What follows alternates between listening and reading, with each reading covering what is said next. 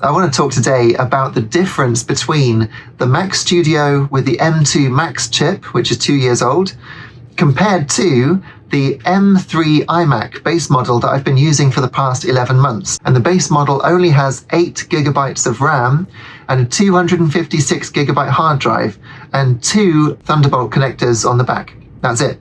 So you have to use dongles, you probably have to use external SSDs, and if you're using an external SSD, you've only got one port to work with, which you'll need to use a dongle for USB stuff. So that was difficult. It's probably the last iMac that Apple will ever make with 8 gigabytes of RAM. Even things like Xcode now demand 16 gigabytes as the minimum requirement. So even Apple is now making stuff that won't run on its own last year's base model. So you're never going to see 8 gigabytes again. Now they do say that an 8 gigabyte Mac is kind of like a 16 gigabyte PC, and I do kind of see what they mean when they say that, because it uses a very clever system of using a swap file on the hard disk. So when you are using RAM, it will then put some of that RAM that you're not using at that moment and just put it away on the solid state hard drive, which is still lightning fast to access. Not as fast as proper RAM, but still fast enough. So it can then move stuff in and out of RAM, like constantly pouring 2 pints of milk into a 1-pint jar. And that's been okay. So somehow I've been able to make 4K videos for the past 11 months with it falling over only a handful of times, which is quite amazing. But I've found that if you are exporting a video with this 8 gigabytes of RAM, then everything else slows to a crawl. It really is using all of the system's resources to the point where I couldn't even work on a Photoshop file because it was just too slow. And even I couldn't open Photoshop because there wasn't enough room on the hard disk for the scratch disk, which Photoshop needs to work with its stuff. I decided I needed the Mac Studio. Let's have a look at what the Mac Studio was like. I set it up and I ran the exact same video file through both machines. And this was about a 25-minute video shot in 4K. Had different layers on it, different tracks of video. It had the main track that the game was on. It had a track with me on it. It had 3 different layers of artwork, one of which was a PNG, so it's doing transparency, stuff like that. And I'm also doing some things like audio enhancement to remove different elements like the noise of the air conditioning, stuff like that. As well as some tweaks to color and brightness and transitions, stuff like that. So quite a complex project. Now, about 25 minutes long. This took 1 hour and 20 minutes to render on the iMac. It took just under 20 minutes to render on the Mac Studio. Now, there are some really interesting things here. Firstly, it's actually better than 25% of the time rendering it on the Mac Studio compared to the iMac. It's doing it in less than a quarter of the time. But even more amazing than that, it's doing it in faster than real time. It's almost 25 minutes long to press play at the start of the timeline and go to the end, and it's rendered it all in under 20 minutes.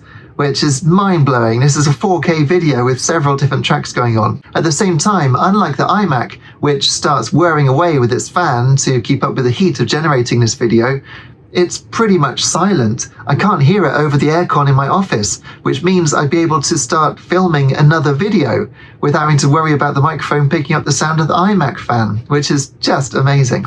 I was then able to use Photoshop and make the thumbnail, but what really blew my mind is that I was then able to start editing another video, and the playhead was flying. So it was like I wasn't encoding anything. So the Mac Studio does have 2 video encoders built into it, so you'd expect it to be very quick at rendering, which obviously it is, but I had no idea that I'd be able to just do other work. So my productivity is through the roof. If it would have taken, let's say, 20 minutes to edit the video, maybe half an hour to do the edit and make sure it's all good. Then it would have been 1 hour and 20 minutes to render it. And then another 10 minutes to make the thumbnail. So we're looking at about 2 hours before I'd be able to do anything else because I couldn't make the thumbnail in that time. Whereas with the Mac Studio, I could make the thumbnail while I was exporting it, So with half an hour to make the video, the whole thing is done in less than an hour. So I could make easily a month worth of Sega Sundays videos in one day, because I could film it and edit it and export it, which is just amazing. So I think it is worth it. It's worth going for a slightly older Mac Studio rather than getting a base model iMac. It's tricky because the iMac is all in one. You've got that lovely screen. I don't think the screen is as good as the 2017 iMac that I had before, which was 5K, 27-inch, and that was just gorgeous. I think that the iMac screens at the moment are a little bit soft looking. The edges of the screen sort of do fade away a little darker. They're imperfect. They're not as good as the studio display, for instance, but that costs crazy money. So I can see why having an iMac would be a good idea. I think if I was going for a new iMac now, I would get at least 16 gigabytes of RAM, but the Mac Studio has 32 gigabytes of RAM. And when I looked at the system resources thing, it said as soon as you turn it on, it suddenly shot up to about 16 gigabytes of RAM being used. And I thought, well, that's weird. And a lot of that was cached RAM. And I've been looking into it, and apparently that is that it's got so much RAM at its disposal with the 32 gigs that the system is actually pre-loading stuff that it thinks you're going to use. So apps it thinks you're going to need. For me, obviously, Premiere, Photoshop, Media Encoder, Outlook, Safari, Spotify is usually running. So that's a lot of stuff. So having that stuff running on my iMac would just slow it to a complete crawl. But with the Mac Studio, it's just doing it. It's deciding that it wants to load it ready for me to do it before I even need to, which is incredible. So the pressure on the memory is always in the green at the moment with my Mac Studio, which is obviously absolutely ideal. Whereas on the iMac, it was constantly going into the orange, sometimes into the red, occasionally completely running out of RAM. Also exporting videos, I'm able to connect a lot more to the back of the Mac Studio because it's got 4 Lightning ports, 2 more USB ports at the front, USB-C, and 2 USB-A type ports on the back as well, which I presume is USB 3.0. So loads of ways to expand it and have more storage so that I can keep the actual hard disk free for video exports, which is working very well. So do check out my video about buying a second-hand Mac Studio, because I was able to get this for £1,095 plus £295 postage, whereas getting a brand new Mac Studio from Apple, which of course would be an M4 Max chip, would be £1,000 more. It would be £2,099 for the base model of the Mac Studio. So I highly recommend just going. A couple of years old still means I'll get 5 or 6 years before the whole thing is obsolete. It'll probably keep rendering 4K videos nicely until then. I haven't tried an 8K video, but I've heard that people have, and it's perfectly good for doing that too. So it's looking pretty future-proofed, especially with those 32 gigabytes of RAM. I'm not going to be rendering huge 3D worlds, so I don't think I need more than that. Obviously, you can get the Ultra chips. Just to explain, if I got the M2 Ultra, that's basically 2 M2 chips working in tandem. So at the moment, at the time making this video, you can buy an M4 Max or you can buy an M3 Ultra. So the M3 Ultra is faster because it's 2 M3 chips working together rather than a single souped up M4 chip.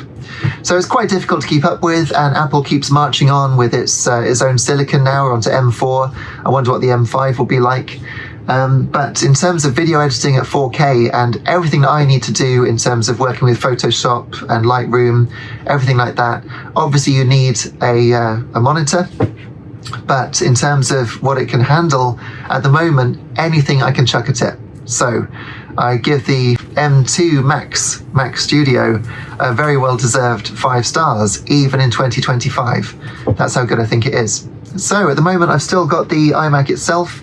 It's a beautiful machine. I like typing on it. I love the actual experience of using it, more so than using my 4K monitor with the Mac Studio. So I don't know what I'm going to do.